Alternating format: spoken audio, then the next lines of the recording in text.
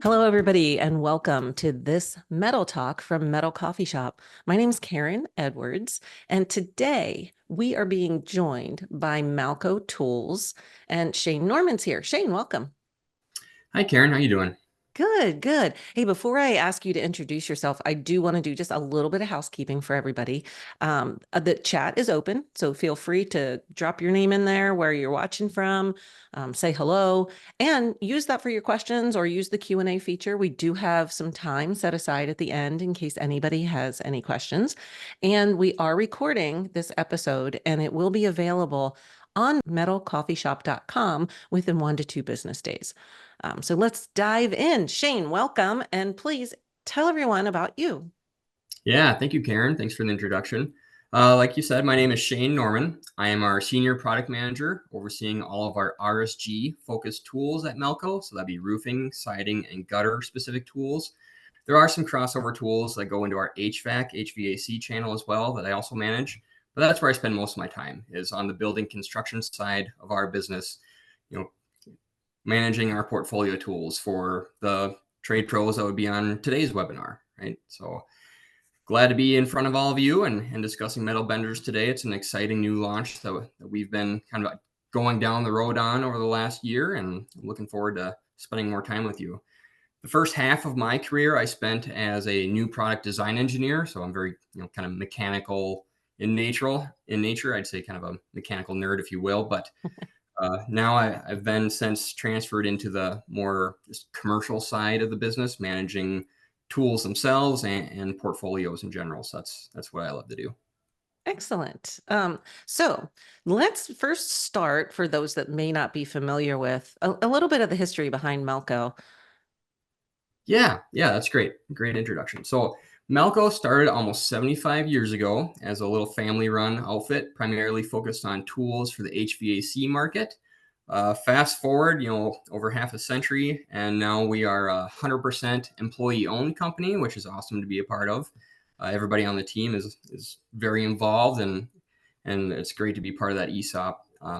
And realistically, Melco's been developing tools now for the just building and construction industry as a whole for decades, right? So a lot of those same tools that cut, form, bend sheet metal for the HVAC market were directly applicable to the building and construction market as well. Some we might have had to make some minor tweaks in order to cut different materials, like vinyl, for instance, instead of sheet metal. But it goes hand in hand, very nicely with Melco's business, is the more your building and construction side as well. Talk a little bit. I mean, you've got a bullet point up here about the company's commitment to quality in tools. I think we chatted about this a little bit before we came on, but that's really something that Malco truly puts first, is the quality. Yeah, quality is our pride and joy at Melco. So our Melco badge, if you see that on a tool, it stands for quality. Like first and foremost, that's what we're going to be focusing on is tools that are designed for the trade professionals. We don't design tools for the DIY type person that's maybe going to use their tool on 1 or 2 jobs around the house. Our tools are meant to last in heavy abuse type situations where that trade professional relies on our tools in order to make the end products for their customers. Yeah, and right under the logo, there's that word, outlast. Yeah, exactly. It's top of mind anytime we're doing any product development or sustaining type work at Melco, is always quality first. Okay, so before we dive into the each specific tool, let's talk about the current state of the metal building industry. I mean, this is just taking off. Yeah, so metal is interesting as a whole. So whether it's metal siding, roofing, right, even interior metal panels are getting very popular, especially in commercial applications. The market itself, like you mentioned, is growing rapidly. So if we focus on metal roofing for a minute, IBIS has the metal roofing industry. Last year was about 17% of all roof installations were metal, and them and other outside agencies also believe that metal roofing is going to grow at upper single digit for annual growth rate all the way through 2030, compared to other type of like substrates like asphalt or your TPU roofs. that's probably going to be more like your standard low single digit type growth. So we're getting more and more trade pros and just companies in general adding metal as an option for their installations, whether it's residential or commercial, because it's growing in both. Now, the next point up here is labor because there are labor challenges happening in our industry, believe it or not. We hear about it all the time, but tools can actually help, right? Right, exactly. Yep. So labor is just a consistent problem across the board, especially in building construction. So what Malco does is we try to make tools that are going to make the job as efficient as possible and provide the best end result for the actual end customer that's paying for your work. Right. So that's where having the right tool for the job is really imperative in order to get in and get out and not have those callbacks when you don't have the labor to begin with in order to fulfill those. So having the right tool for the right job is what we're all about here.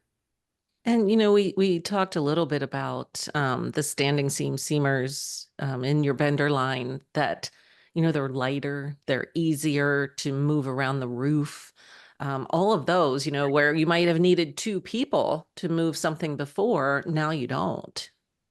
Right. Yeah. So that's another way that you can make work more efficient. Right, Karen, is to reduce the total number of guys or gals that you need to do a job in the first place. So that's definitely an aspect. Ergonomics are important, right? We have the labor that we do have. We don't want them going on kind of the injured reserve list, if you will, right? We need to keep everybody actively working, and ergonomics is always a focus. Quality, like we mentioned, and then just making everybody as efficient as possible. So, the variety of metal options that are available now, I think even 10, 15 years ago, most people would be thinking of, oh, it's a standing seam metal roof, right? That's kind of the standard, but there's all different kinds of options that are out there. Can you speak a little bit about that? Yeah, so Karen, I honestly think that the variety of metal, as we have mentioned here, is what's leading to the growth. So you have all these metal manufacturers that are creating more aesthetically pleasing panels. So you start seeing more and more metal roofs being installed into residential over asphalt, and then just using metal in general areas where you might not have seen it before. Like if you go to a lot of your commercial buildings, you're going to see metal wall panels on reception areas, and it's just gotten a lot more aesthetically pleasing over the last 2 decades, and the options are almost limitless as far as profiles. I know you mentioned standing seam. That's a consistent winner out in the market for roofing, right? Whether it's 1 inch, inch and a half, or 2 inch standing seam panels, those have been used for decades in commercial, and now we're seeing it transition more and more into that residential space as well.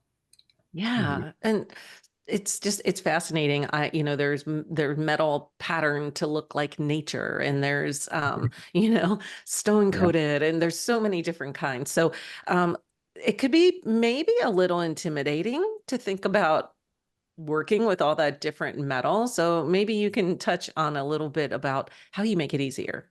Yeah, exactly. So for the guys and girls that are starting to get into metal in general, we have it laid out really nicely in Melco's toolbook, right? Go to melco.com and get yourself a Melco toolbook. So Nice. we got an RSG specific one. We have just an array of products that anybody in metal, whether it's standing seam roofing or just metal siding, that are going to help make your job easier. We have a picture here of one of our classic turbo shears. So we definitely utilize drill power where applicable for certain jobs. But turbo shears have their place, right? So if you need to cut a specific panel down to size, whether it's lengthwise or if you're cutting like an angle on a gable, especially over corrugated, you want to do that quickly. You're not going to be sitting there with a tin snip, right, in order to make all those cuts on all the panels that you're going to have to if you're installing like a pole shed, for instance, on the gable ends. So we really pride ourselves in kind of looking at all of the jobs to be done on a work site, whether it's residential or commercial, and focusing on where we can add efficiency. So we have 9 different models of the turbo shears. Several of those are focused specifically around metal roofing or metal siding. And then we have all kinds of options for hand shears, uh, seaming tools, because you're going to have to fold these materials in order to make, different panels to cleat into. So we really do have you covered as far as hand tools go if you're starting to look to get into the business, right? So that's where we're starting to see more and more traction are companies that used to only do asphalt roofs, for instance. Now all of a sudden they're being requested by residential customers to either one put an entire metal roof onto their building, or they might want an accent piece, right? So it's very common nowadays to see a roof that's 95% asphalt, but then you might have a decorative porch or a dormer, right? Or even a curb feature somewhere on the roof that's now made out of metal. So people are getting more and more creative on where they can use metal, and it honestly it stands up better than a lot of your other materials do, right? So I know a lot of people are trying to get to that 50 plus year rating on their roof, because it is kind of a pain, right? If you have to redo your roof every 15 or 20 years.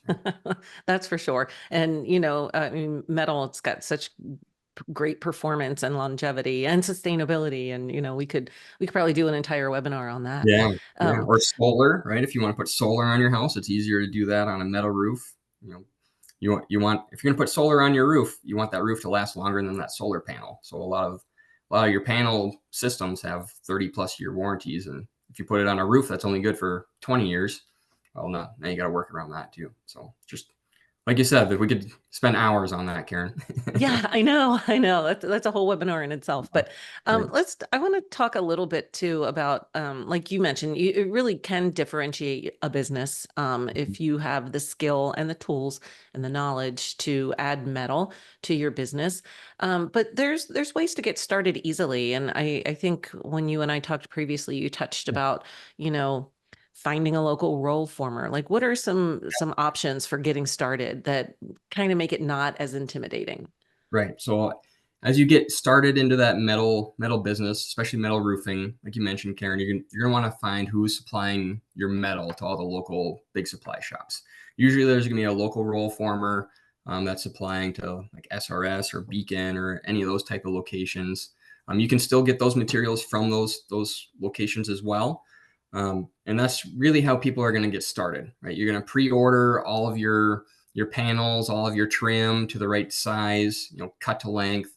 But where we're seeing a lot more of the more seasoned veterans going are actually starting to roll form their own materials. So they'll have either a trailer or a truck that's completely set up with a internal roll former. So then they're carrying coil, right? So it's a lot easier and cheaper to ship coil than it is to have all these pre-cut pieces laying around the job site. And right, so you lay them out as you need them. You don't have to stack pallets worth of just raw materials on your job site. And that's so to get into it, I would definitely be focusing on sourcing your metal through that local location.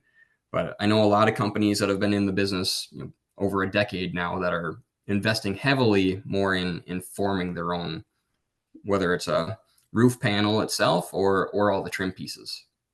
And Right. that's where our future part of this discussion goes, is more into that, forming it on site type tools. So you're still going to need the turbo shears and standard tin snips and folding tools, whether you're going to be forming all your trim and metal panels themselves, or if you're buying them in. So you still need those hand tools, which is nice. Like you get into the business, right? You don't have to go then and reinvest in completely new tools in order to take that next leap into forming your own panels, but it's definitely all applicable.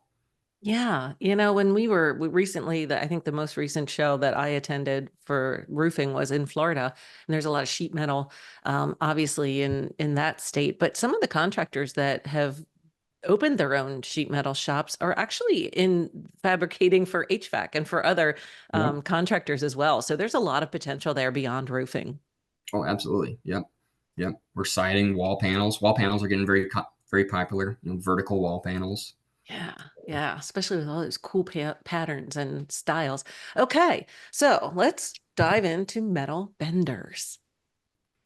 Yeah, so as you can see pictured here, this is a two-station metal bender. We are going to get into more specifics on all the other, total portfolio of benders, but essentially what a bender allows our trade professionals to do is to make those panels or trim pieces on site to any length that they need, right? So instead of having a prefabricated piece of side trim that only comes in a 10 or 12-foot stick, and you got to lap over all the sticks as you're putting on your trim.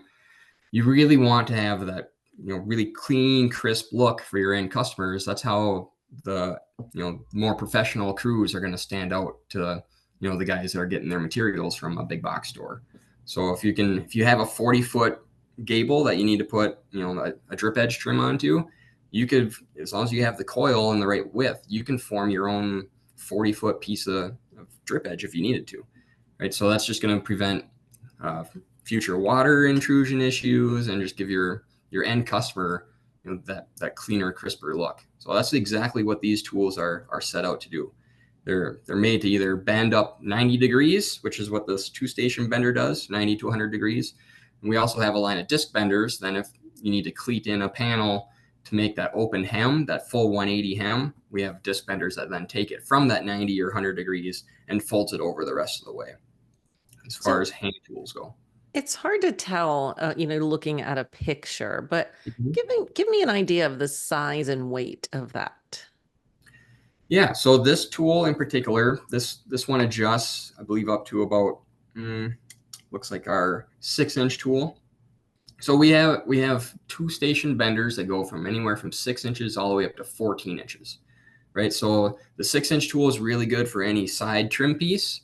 You'll be able to have the depth of that bend, no problem. Where we see a lot of the larger tools being used are on more like flashing materials. So if you have eve flashing, you can literally get the whole sheet, um, not pre-bent, and then you can bend it as you need on site. So if you've got a lot of different valleys coming together at odd angles, right, the fewer pieces that you have to stitch together, the better. Or a long 20-some foot trough in a valley. Now you can create that valley with just one piece of metal instead of having to overlap a bunch of pieces to get the same job done. Yeah, so these are they save space, they reduce Yep. waste. That you said a cleaner end result, which that brings your repeat customers in, right? Because Right. you're taking yourself from just an installer of prefabricated or off the shelf panels to a craftsman. Exactly. Yep. And your best advertising is going to be your work right out in the field. So customers that enjoyed working with you from a business standpoint, and then your end result that just speaks volume. So having the cleanest looking end result for your customers is going to help win more and more business. Right. And these tools aren't heavy either. They're primarily made out of CNC aluminum, you know, aluminum billet, so they're nice and light in the hand. They're very sturdy and robust. So you'll have to try one to believe me, Karen. When you're at MetalCon, you'll have to stop over by the booth and we can let you bend up some metal. I will, because I've been looking at these tools now for a while because we've done webinars previously and a podcast. So yeah, I'm excited to, that's why I asked about the size and the weight. I want to feel what it feels like in the hands.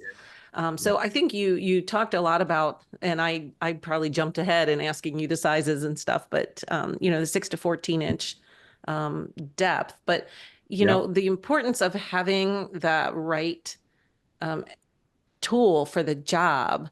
What are the differences like between a single and a double, and when Yeah. might you need it? Right. So that's a good point, Karen. I mean, these are not Swiss Army knife tools, right? So they do all have a very specific purpose. So the two-station benders, you'll notice here in the picture, the larger forming wheel that's in the center on that center rod, that's your forming wheel. So what the actual trade professional is going to be doing is just maintaining those four rollers on the edge of the material and then providing just a little bit of upward pressure on the tool. And then that forming wheel does almost all the work. So with a two-station bender, what that does is it gives you two forming wheels. So for the same amount of travel across your panel as you're folding up that piece of material, it's going to essentially do twice the work. So it's going to be faster and more efficient to do those longer pieces. Like I mentioned, that 40-foot run. Hmm. Uh, a two-station bender is going to be able to do that in half the time that a single station is going to. and the two stations are more stable because the bearing points on the material are just further out, so they keep you centered. So the single station benders are really good at shorter pieces. So if you got trim pieces that are under that 10-foot mark, they work really well for that. They're quick, they're a little bit lighter weight, but once you get over that 10-foot mark, it really pays dividends to have that two-station tool. It's a little bit bulkier, but it does provide that bending in half the amount of time, and it's more stable. So you get a nice, clean, crisp bend, across that whole 40-foot or 60-foot, whatever that whole length is going to be. So they all definitely have their purpose. We do have a very narrow single station bender as well. So it's about half the width of the one that's pictured, and that's more for radius work. So if you've got a radius cove or some decorative piece, whether it's commercial or residential, they can be a real pain to bend up that lip in order to cleat something on like a final trim piece. But that single station that's really narrow allows you enough dexterity to be able to work that curve in there, where your larger two station or wider single stations just won't allow. So each tool definitely has its place. And then the same goes for the disc tools. So I mentioned that this style bender that you see on your screen will bend it up to roughly 100 degrees. If you have to make that open hem that you're going to cleat another panel into, you got to fold it the rest of the way, right? So that's where those discs will slide on. And typically you have about a 1-inch cleat is the most common industry standard for cleating two panels together. And so those disc benders can handle up to, I think it's like 1.75 inches total, full 180 bend if needed, right? And that's primarily what our handheld benders are for. And these can be used on virtually any roof install. You'll find places to use these on siding installs as well when you have all those side trim pieces that you're going to be mounting on, right? And then eventually, I believe in our next slides, we're going to start talking more about standing seam, and that's where it's those tools. Yeah, right. So these tools are very specific tools. They're made for mechanically seamed roof panels. So mechanically seamed panels are very common in commercial applications, and they're required on low sloped pitch roofs as well. So if it's residential or commercial, the mechanically seamed panels. So what this machine is doing is it's taking two pieces of metal and then it's folding the first 180 with half the tool, and then it's folding it again over itself. So it creates a completely watertight solution for the roof. And they're just so everybody is a little bit more educated on roof or standing seam in general. There are multiple panel types that you can choose from.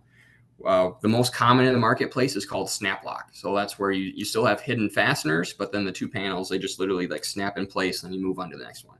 And that's great for residential work. You're still going to have drip edge work that you need to do. You're still going to have trim pieces that you need to form with benders. But then once you get into the mechanically seamed roof panels, that's where you have to have a seamer. So you could hand seam. We do have a line of hand seamers that complement these powered seamers. But you can imagine hand seaming an entire roof deck, right? Wow. Hand seaming, single lock and double lock. It would take a lot of labor to do that. Where the powered seamers in the past, most of these power seamers, they have a built-in power source, right? So they're 70 plus pound machines that now you have to have a cord up on the roof. It takes usually a couple people just to get it onto the roof surface and then to do the same job. So what Malco's done is work on making this as efficiently and ergonomically pleasing as possible. So that's where we really like to use power assisted power sources whenever possible. So you can see this one is attached to a Milwaukee. It doesn't matter what lithium drill your crew is running, whether it's even Ryobi will run these tools just fine. It's not very common to see that, but the tool itself doesn't care which power source you're using. As long as it's a lithium drill, not an impact, a drill, then it can physically do the seaming job. We have specific models for 1 inch to 1.5 inch standing seam, and then the one pictured is our 2-inch model. So this is the first 2-inch power assisted seamer that's on the market. So pretty exciting for Malco because usually 2-inch standing seam you're going to find more on commercial applications where you might have 20 plus square jobs is pretty common, and these tools will run all day, um, without break as long as you have batteries for your Battery. drills. Yeah, yeah. And I was on a roof recently that we did about, I think it was. But one square an amp hour was what the battery was able to do. Now it's gonna change depending on your battery age and brand, Right. right? That was the what we got out of that one. So we, it was a pretty successful day. We were able to do the majority of an entire roof deck on a higher end residential cabin with just one battery. So Oh, yeah, nice. So these are using like CNC technology you mentioned, versus like how is that different from maybe the more traditional benders that yeah, people might be used to seeing? yeah. So a lot of your hand benders out in the market, I mean, we're not first to market by any means, but we are definitely, I'd say, the highest quality product that you can find on the market. We're not stamping parts out of sheet metal, out of plate steel. These are CNC machined to very tight tolerances. Even the bearings are very high quality. There's very little or no slop at all in any of the tool. So we know that it's imperative to have really tight tolerances in order to keep that bend clear and crisp. As you're bending a panel, you don't want your forming wheels to walk at all, right? Because otherwise you're going to get wave in your panel. Oh yeah.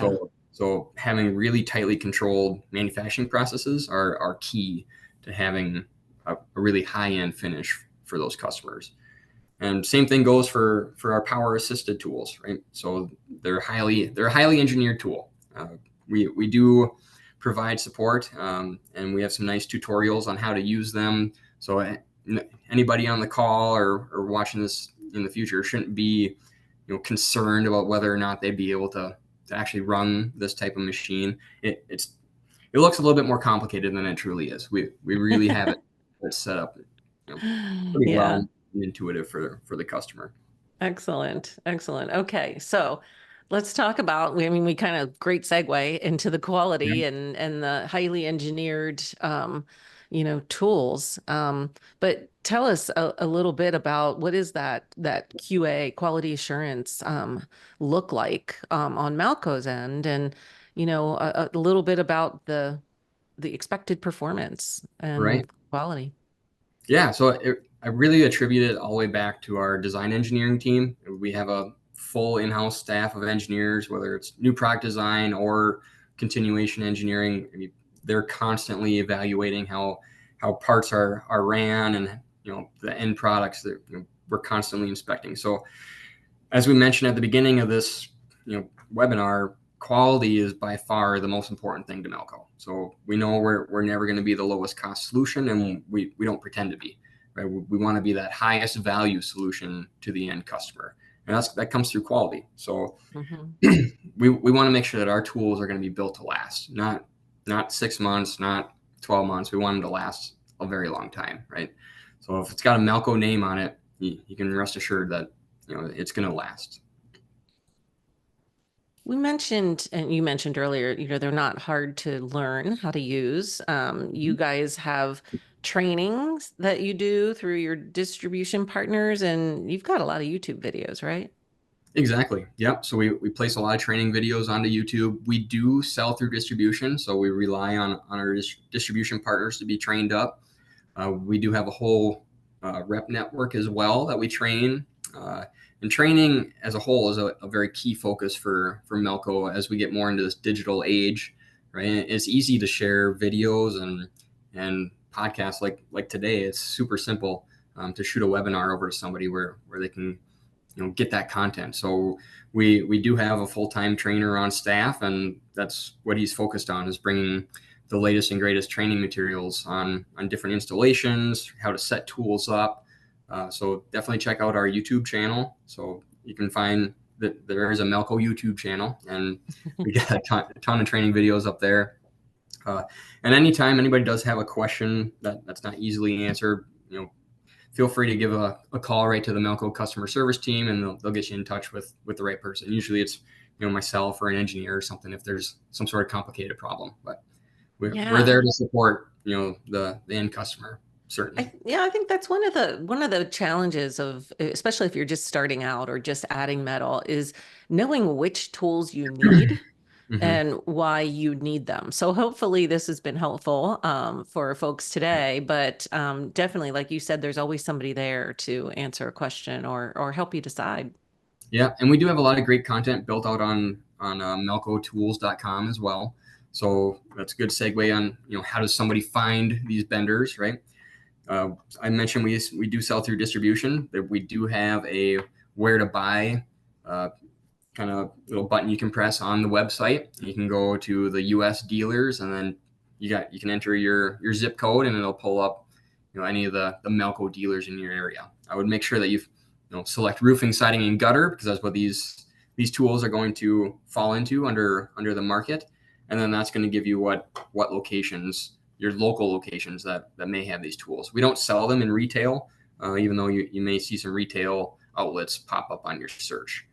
And we also do have these on Amazon as well. But any of your larger, more regional building and construction type distributors would have access to these tools. So SRS, beacons, uh, yeah, you name it. That size distribution outlet's going to have these. They're going to have ABC it. Supply, Acme Tools, right? So Do you there's a lot of them. do you sell outside the US? We do sell a little bit outside the U.S., but our primary focus is the U.S. market. Okay. Yep. Because there's metal roofs everywhere, right? Exactly. And Exactly. metal walls everywhere.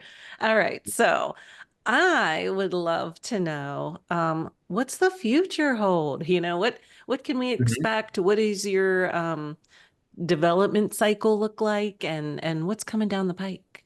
Yeah. So at Malco, we understand that new products is kind of what breathes the lifeblood into our company. So we're constantly tweaking products or coming out with the latest things. We do have a number of new products that we're actively developing that are going to fit directly into this segment, and we'll be showcasing some of those here coming up at MetalCon. Our Melco booth number is 707, so make sure Yes. if you're at MetalCon, to come and check out some of the new stuff that we're rolling out. But we will see additional tools that we're going to focus on kind of utilizing that power assisted theme. That's more to come, future next year stuff. But we have some other great hand tools that are going to be launching this fall. So make sure you keep an eye out from all the Melco information that's going to be kind of blasting out on LinkedIn and MetalCon and the Sure. like. Well, we Yeah. got some more exciting stuff coming down the pipeline. And you Definitely. mentioned that, you're continually improving what you have. Like, even, is there a way we can make this better? How can we improve on this? What does that look like? Where do you get that feedback? Are you talking to contractors? Yeah. So like myself, I try to be on the road at least one week a month long term. That's kind of the cadence that product managers need to be out and in touch with the field. But we also do have direct, regional sales managers that are listening to contractors. So not just myself out on the field, but anytime we do get feedback directly from our sales staff or any of the actual end customers that go and talk to their counter guys, we try to get as much of that information back to the mothership at Malco that we can, and then we definitely do make product tweaks as necessary if we're finding that something might be having a problem out in the market. We react to it really quickly. Yeah. So you said a phrase when you and I talked before the webinar, and you said you like to put the power source in the hands of the pro. And I Mhm. thought that's a great phrase. And as evidenced by the power source, what are we looking at in this picture? So this is a standing seam cutter. So we went over the seamer, right? So that's for putting on a new roof. So we also do have two cutters that are meant for taking standing seam panels off the roof. So if you got a hail job, right, you get a bad enough storm where the roof deck is actually damaged to the point where it needs to be replaced, instead of prying up all those mechanical seams, because I mentioned, right, those seamers, they fold that material over itself. It's So tight. there's no easy way to rip those panels off.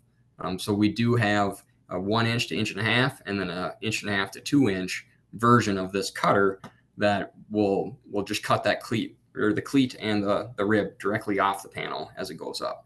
So it makes those jobs, that much smoother for the crews to go out and tear off a whole roof in an afternoon and then prep and be ready to put the new metal roof on the next day versus trying to pry it off with prying Oh, tools. Or I've heard horror stories of people taking angle grinders or hmm. sawzalls to cut these ribs off, right? And then it might take a whole week just to do demo if you're doing it that way. So Right. And think about safety too.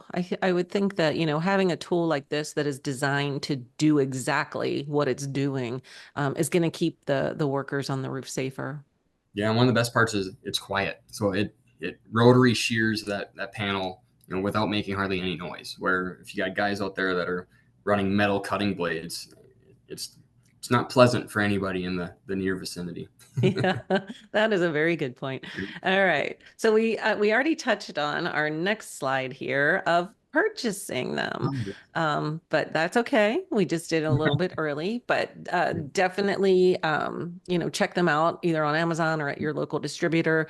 Ask Yeah. about them because there's nothing better than just holding it in your hands, right? And seeing how it works and understanding how to use it. So I highly recommend that everyone do that. And then regional building outlets, Amazon, we covered all that. Get in touch with Malco as well because they have a full directory on both Roofers Coffee Shop and Metal Coffee Shop. It has their contact information. I'm sure we have links to the videos and the YouTube channel, so you don't have to remember all of that. You can just go to one place and get in touch with Shane. This was Mhm. really interesting. Do you want to give? I know I said at the beginning of the webinar sneak peeks. But you just had a new tool that rolled out that people might be interested in checking out. Yeah, that's a good point, Karen. So we did just launch what we call a 7-in-1 flip bit. So that's a tool that has the most common uh, you know socket sizes all in one nice tool. We're not necessarily the first to market to bring that flip bit to the market. You have Klein and Milwaukee has versions and others, but ours are like usual the highest quality. So if you actually put a high-headed screw into the flip bit, so it's magnetic, right? So it's going to hold that high-headed screw. If you go and you tap the screw, just the edge of the screw with the competitive product, the screw falls right out, right? There's nothing more Dang. frustrating than if you're reaching overhead, right, and you Yeah. bump the tip of that screw, and now all of a sudden you're on a ladder and the screw falls, right? So now you got to Yeah. reload. Our magnets are top notch, and just the design itself holds those screws a lot better than the majority of the competition out there. So check that out. That's also on melcotools.com. We'll be highlighting that along with other new tools yet to launch at MetalCon here at the end of October. So come join us, down in Atlanta. It'll be right over Halloween Yeah. coming Usually up. they have good candy they hand out, Halloween Yeah, size sure. candy. So you can Yeah, bring some home for the kids. yeah. But we're gonna be rolling out new tools pretty frequently here for the foreseeable Awesome. future. Well, okay. This has been really educational and interesting, and I really hope that um, you've taken away something that's going to help you in your journey in the metal roofing and wall business, roofing, siding, gutters, RSG. I'll say that right. There we Shane, go. thank you. And thank you, Malco Tools, for providing the equipment that we need to do the work right. Yeah. Thanks again, Karen. Alrighty, so just a reminder that this was recorded. It will be available on Metal Coffee Shop within 1 to 2 business days. So please share it, especially if you know somebody that is thinking about getting into metal and maybe they're a little hesitant because the opportunities there are just fantastic. So thank you for watching, and we will see you on a future episode of Metal Talk.